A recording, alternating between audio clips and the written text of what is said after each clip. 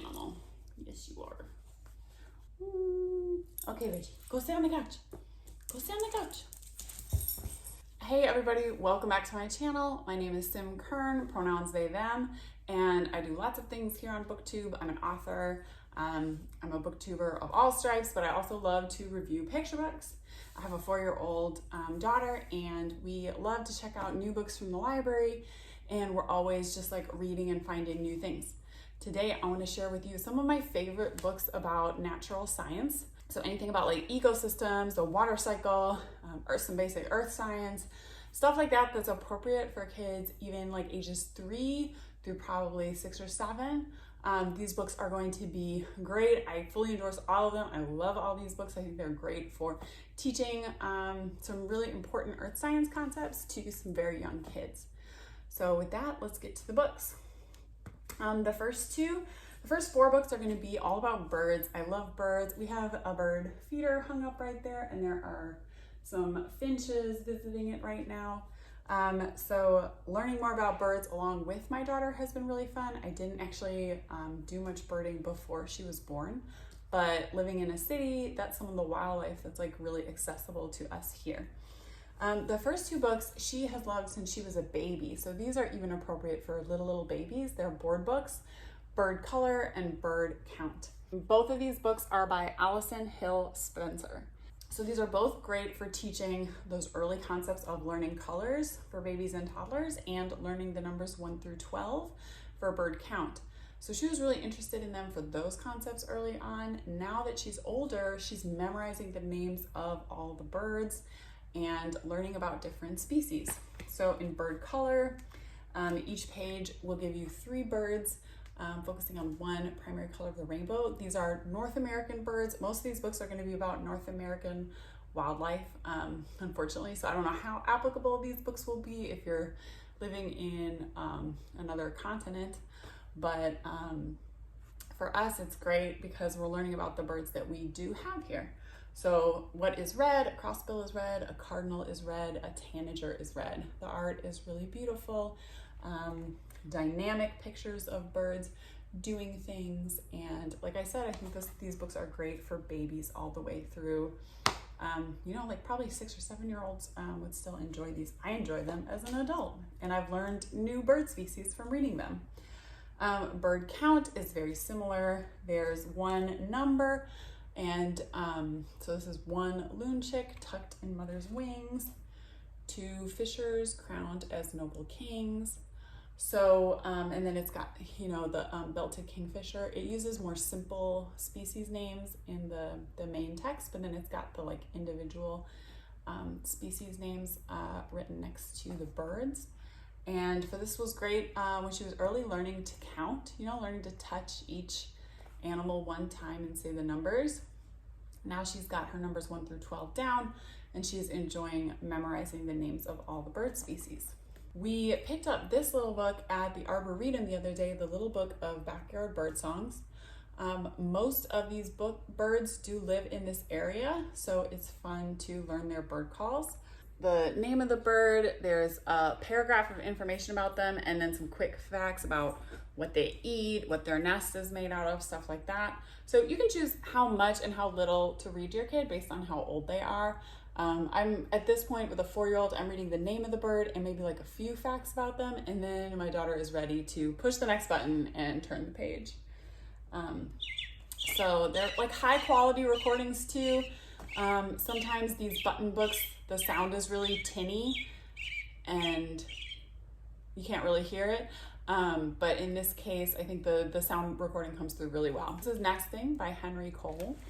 And it goes through, it's beautiful line drawings. There's not a ton of color, but I think the pictures are engaging enough that my daughter's interested in it, even though it is black and white. And then the pop of color of the blue robin's egg is a fun surprise. So this book just talks about the process of birds finding a mate, building a nest, laying their eggs, hatching the eggs, and it goes through until the juvenile baby birds fletch and become adults. So this is just a great book to introduce like those basic concepts to kids. What is a nest? How do birds lay their eggs in nests? The art is really beautiful. There's very short, few sentences per page. So this book also, I think even very young toddlers would enjoy nesting. The next two books are going to be a bit Texas specific. Or Gulf Coast specific. So if you are not from Texas or the Gulf Coast, it could be cool to learn about our ecosystems that we have here. If you live along the Gulf Coast or in Texas, I definitely recommend these books. So the first one is Deep in the Swamp by Donna M. Bateman, illustrated by Brian Lies. This book has a rhyming poem going through different members of the ecosystem in our, swamps and bayou areas here in the Gulf Coast. I believe it's based in a swamp in Louisiana, but all of this wildlife we have in Texas too, or at least in Southeast Texas. So I want you to hear the rhythm of the poem because it's so fun. Deep in the swamp, in the warm morning sun, lived a mother river otter and her little pup one. Splash, said the mother. I splash, said the one. So they splashed and they played in the warm morning sun. And you've got gorgeous illustrations, fun, vibrant illustrations of two otters. And so it's also a counting book because then each animal introduced is a mother of that animal with then two of her offspring with her. Even though some of these animals like snapping turtles, I don't think the mothers are super involved in caretaking. That's kind of explained though in the more scientific notes at the end. It's based on the Okefenokee Swamp. Oh, actually, yeah, between Georgia and Florida. But like I said, we have all of this wildlife here. And it doesn't just go over the animals, but also some of the plants you find, like water lilies, the cypress trees. It talks about the cypress knees that come up out of the water, cattails, bamboo vines. So it's a nice mix of different ecosystems. And like I said, the rhythm of the poem is just so fun. And the art is just beautiful. So my daughter loves this one. We read it before and after going to Brazos Bend, which is a swamp wildlife preserve near us. And it made it way more fun before we went, we read this book. So then when we got to the swamp, we were able to find all these animals. We even saw otters when we went there that day, which was so exciting. And then it's also a good way to remember that memory of being there is in the weeks after we can read this book and she'll remember. The next book is Texas specific, not so much Gulf Coast specific, and that's Miss Ladybird's Wildflowers. This is a book about Lady Bird Johnson, who was a first lady who initiated a campaign both to plant flowers nationally along the highways, but also specifically in Texas. She was very interested in preserving Texas native prairies at a time when they were rapidly disappearing. And she led a charge for highway beautification projects. It is quite a lot of text per page, so I do shorten it down for my daughter. It's a biography of Lady Bird Johnson, in addition to teaching you about the different wildflowers that she loved. My daughter's favorite part is at the end of the book, there's pictures and names of some of our most charismatic wildflowers that we have here. And then we like to go over the names and then go back through the pictures and see how many we can find on the pages of the book.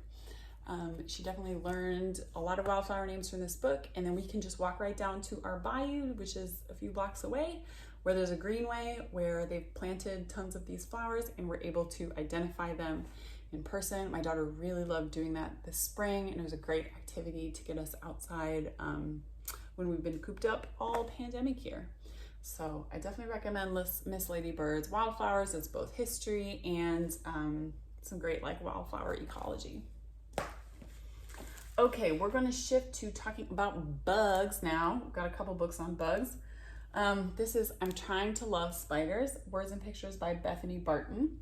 This is a really funny book, and it's great if your kids are a little bit squeamish about bugs, or even if you're a little bit squeamish about bugs, because in a very humorous way, it is kind of trying to help you get over that fear a little bit and indulge your fascination in spiders. The front cover pages and the back cover pages have illustrations of spiders with short descriptions of spiders from all over the world.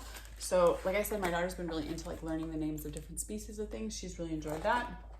And then the narrator of the story is saying, I'm trying to love spiders. Here's all these cool facts about spiders.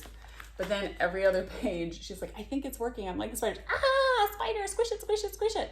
And then your kid can like smush the spider in the book, which at first I wasn't sure about because I was like, I don't want to like teach my kid to smush spiders. Like I want to teach a love of spiders and like an interest in them, but also safety, you know, let's not touch them. If we aren't 100% sure what species they are, probably just better not to touch spiders altogether because we do have some dangerous spiders in Texas. But I think the kids get that it's like a book and we're not smushing the spiders for real. And at the end, it has you like pet the spider. But again, I don't think my daughter's gonna be like petting spiders anytime soon. I ended up loving this book. My daughter thinks it's so funny. She cracks up at it. And it's a great way to learn a little bit more about spiders and maybe appreciate them a little bit more.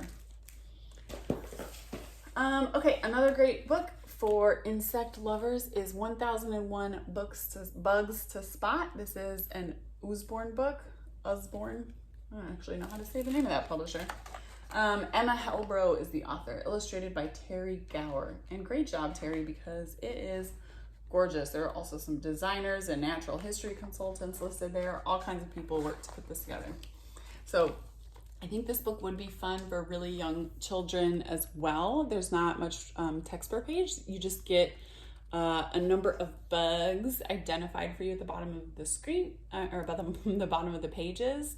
In each sort of habitat. So this is a flower bed. Again, these are North American bugs. Then you've got rocky desert, and it gives you the number of how many of each insect are in the picture. And so you can try to find them all. So it's also a counting book. It's a look and find book. It's really fun to read this with my daughter. It does take kind of like a lot of time at bedtime to go through all the pages. So usually we'll do like 2 or 3 pages. There's a sandy desert, a garden shed. Those are, again, just some common North American bugs. Jungle floor. So this would be, I think, more South American or Central American insects that you would find. Vegetable patch. So mostly North American habitats, but some more southern ones as well. Pond life, craggy cave, grassy meadow. So there's all kinds of different insects to learn about, and my daughter really enjoys this one. Definitely recommend it. Okay. Makes it very exciting too when there's a bug you learned about from the book and then you actually find it outside in the wild and you're like, oh my gosh, would I even have noticed that bug if I hadn't had that book? Next, this is one of the best books I found for teaching the concept of how trees grow from seeds, or how any plant grows from seeds, in a very detailed way. So this one's called In a Nutshell. It is these beautiful, beautiful oil paintings. So it's by Joseph Anthony, illustrated by Chris Arbo. It's just the story of an acorn falling to the forest floor, and eventually growing into a tree. That tree eventually dies and falls over and returns to the soil. And then, it weathers, while it's alive, it weathers winter and fire. So all the kinds of things that might happen in the life cycle of a tree. And at the end, when it becomes that rich soil, this cherry tree is planted and the family picks cherries and eats them. And so the tree becomes a part of you. So some really deep concepts of the cycle of life, the life cycle of trees are being introduced in this book. I do love that it's a Black family at the end. Unfortunately, there is a lot of whiteness in books about nature and natural science. That's something that Black picture book reviewers and people in publishing have pointed out, is that, there's not enough people in color in books about nature. So I think this book does a good job to challenge that. And the art is beautiful, and there's not a lot, the writing is very lyrical, but it is simple. It is easy to understand. It is straightforward.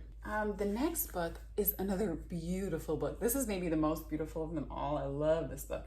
And it's a great example of how even a fantasy book can be used to teach a lot of beautiful and important natural science.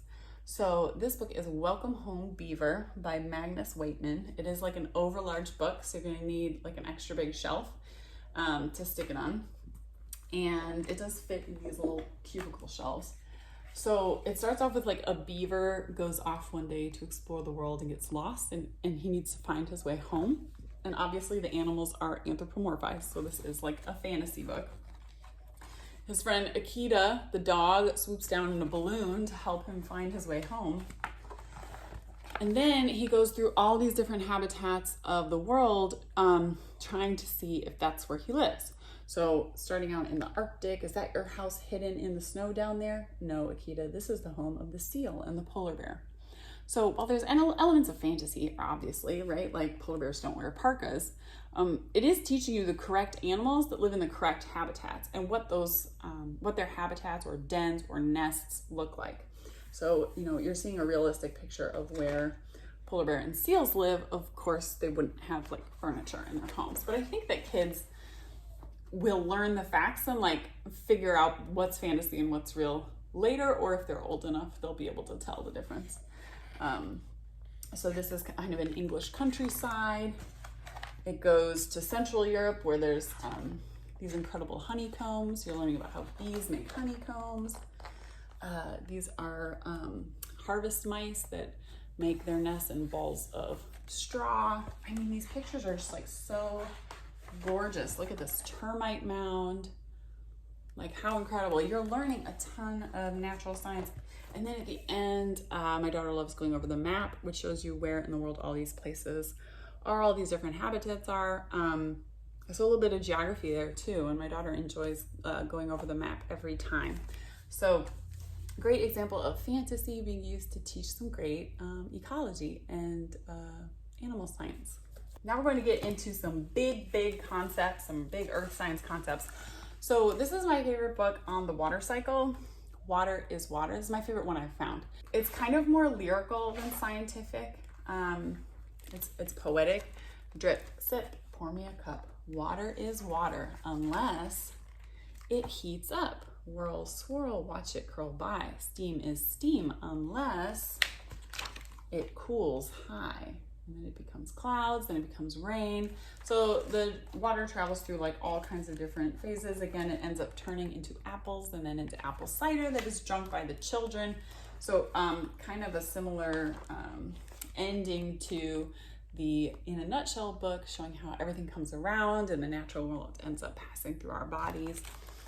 So this one, you kind of have to explain what's happening scientifically a little bit. Like, yeah, when you heat up water, it rises into water vapor, it rises into steam up in the air, and that turns into the clouds.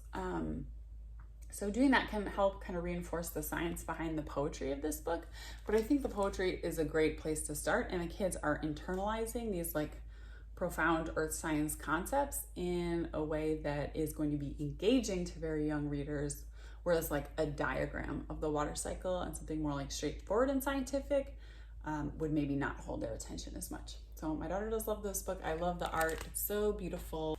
And that is by Miranda Paul with illustrations by Jason Chin. Oh, Jason Chin. He's incredible. He has so many books that I've reviewed before. Okay, the next one is the best book that I've found on teaching photosynthesis to very young kids. I'm not like 100% happy with it though, because I think it's for a little bit older kids. I think it's a great book for 5, 6, 7-year-olds. It's still a little bit going over my daughter's head. So if anyone has recommendations for books on photosynthesis that are going to be accessible to even younger kids, I'd love to hear them. But this is what we have for now. Living Sunlight, How Plants Bring the Earth to Life by Molly Bang and Penny Chisholm. And this is actually a series, and they also have books focusing on the ocean, and how sunlight, interacts in the ocean ecosystems. This one is more on land, and there's some other books about big earth concepts done by this team of writer and illustrator. So it starts out with, the narrator is the sun. And so it starts out with the sun, talking about how its sunlight gets to Earth, all the things the sunlight does for Earth. It explains how plants turn sunlight into energy and breaking apart, water molecules, trapping the sun's energy in sugars, creating the air for us. So that part is, again, like a little bit too scientific-y for my 4-year-old, but she still does really enjoy this book and sits through it. We kind of have to move through those pages sometimes. And then it talks about how when we eat plants, then the sunlight is, the energy of the sunlight stored in the plants is coming into our bodies, and that's how we get energy. So the sort of thesis of the book is like every living thing on Earth gets its energy from the sun, which is true.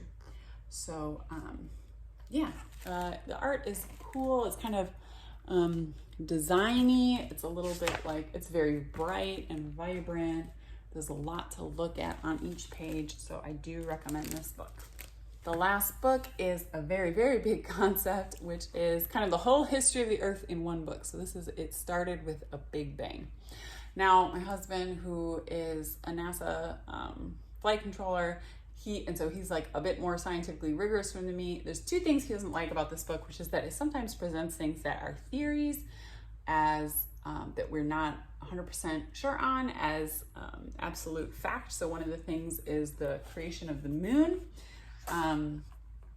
We do not have certainty on how the moon was formed, but it presents that as fact. And the other thing is the extinction of the dinosaurs is also we're not like 100% on it. I mean, I don't know. I think we're pretty sure, right?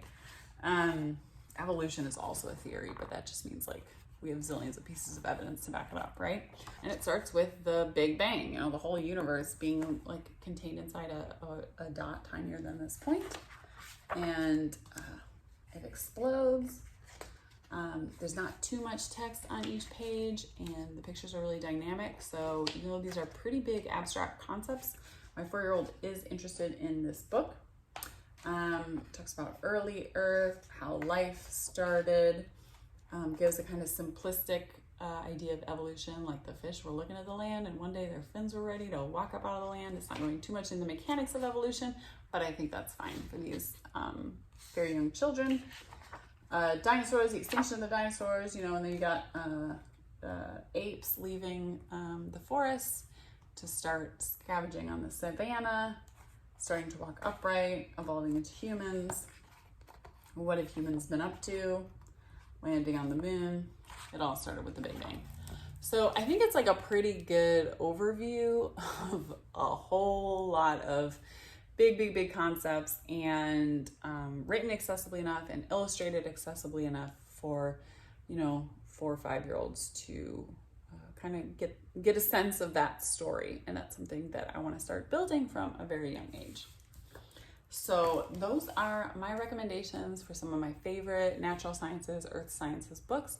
There are so many amazing ones though. These are just kind of my favorites that I have on hand, and I know there's so many more out there that are amazing. So I would love to hear your recommendations. What are your kids' favorite books that are promoting curiosity about the natural world and inspiring a love of nature and earth in your book, and ultimately going to be raising our kids to be good stewards of the earth? So yeah, I'd love to hear y'all's recommendations. Thank you for joining me. Please subscribe to my channel if you haven't already. Thanks for joining me. See you next time.